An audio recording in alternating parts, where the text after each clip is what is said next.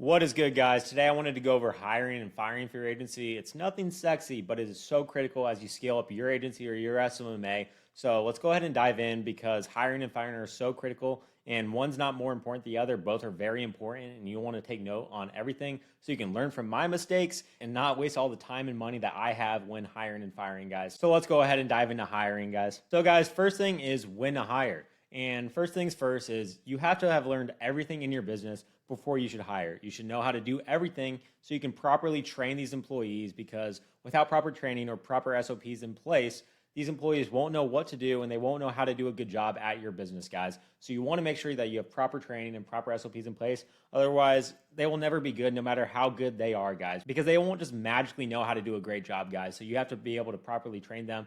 And the key to this is actually learning everything in the business so you can properly train them and manage them as well. And the second point is when you're overwhelmed with the amount of client work you have and you're so far into the day-to-day that you can't really focus on anything else. And that is another point of when out, hire out, guys, is when you're overwhelmed with the amount of client work you have. And when you get to this point, you should be making enough revenue to hire out anyways. But those are the three biggest things I'd look for when you're trying to hire at first. Is if you have learned everything in the business, when you're overwhelmed with the amount of client work you have and you're making enough revenue, then you should be in a good spot to hire. So let's actually move on to how to hire, guys. So the first thing is you can hire from US or overseas. In the beginning, I would recommend hiring from overseas because it's a little bit cheaper. You can still find some really good players overseas. But if you have a preference for US, you can definitely hire out from the US from the beginning. It's just a little bit more expensive. So that's just a warning on that.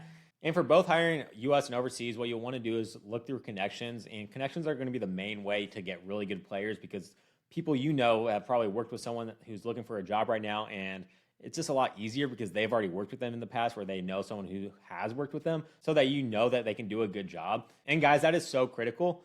So hiring from connections would be my number one way to get new employees. And other than this, you can hire from groups on social media and also post on job boards. So let's go into like US based. For job boards on US based, I would hire from LinkedIn, Wellfound, ZipRecruiter, or Indeed. Just post on these job boards. It's nothing crazy expensive, and you can get a lot of applicants and have proper screening questions in place so you can find the right hire. And then you can also join groups on Facebook or other social media platforms to look for employees as well. And when you're hiring from overseas, I would use job boards like onlinejobs.ph. We've had some good hires from onlinejobs.ph. Just make sure to have proper screening questions in place so you can get the right hire and right interviews in place for that as well. And the last place, you can also post on Facebook groups as well for US or overseas. So those are all good ways to find new hires for your business. So guys, going back to my main point is definitely check in with your connections to see if they know anyone looking for a job. And that is definitely a great way to hire as well. But all of these methods work. But the biggest thing is just to have proper screening questions in place for anyone to make sure that they're a good fit for you and your business as well.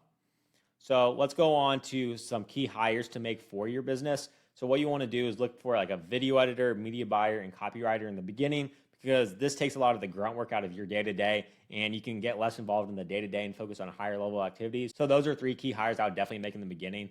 One thing I wouldn't hire out in the beginning is sales, because companies love speaking with the owner, and it has a more personal connection if they speak with the owner. But once you get to a certain point, you can easily hire out sales as well. Just make sure you have a proper sales placement process, and then you can easily hire out for that as well. But guys, the biggest thing in all of this is to make sure you have proper SOPs in place and proper training. Otherwise, the hires will not do a good job no matter how good they are, guys. So make sure you know how to do everything in your business before hiring out. And this is so critical, guys. So make sure you have proper SOPs and proper training in place. Otherwise, the employees won't do a good job and you'll most likely end up firing them. Even though it won't be their fault and you'll just blame it on them, even though it's kind of on you if you don't have proper training and SOPs in place. So let's actually go into firing. Because if you do have proper training in place and proper SOPs and they're still not a good fit for your company and they're still not doing a good job, I would definitely fire them fast, because if they're not a good fit for your company, it can really damage your company, whether it's reputation, results, anything like that. They can have a negative impact on your business. And you only want A players on your team. Get rid of B and C players, because you can definitely find A players. You just have to put in the work to find the A players. And some key things to look for if they are B and C players are like, are they late to meetings? Are they doing a poor job even after you've trained them up and everything? Are they always making excuses? Are they showing any initiative at all? These are just some key things to look for B and C players, and you want to get rid of B and C players and only have A players on your team, guys. So that is so critical, because B and C players can definitely have a negative impact on your company, and you don't want that. And lastly, guys, you want to fire fast if you notice they're not a good fit, because it'll cost you a ton of time and money if they are not a good fit for your company and they're just B and C players. It'll cost you a lot of time and money. And this is a mistake we've made in the past, is just trying to coach them up to be A players, but they'll never be A players, guys, because most of the time they'll be lazy and they won't want to actually do the work. And you guys are just wasting your time and money at that point. So it's better to fire fast and find someone you guys like. So guys, I hope this video was helpful. If you got any value from it, drop a like, comment, and subscribe, and comment any questions you guys may have. And if you guys want to work with me one-on-one, I'll drop my Calendly below. But peace and get to work, guys.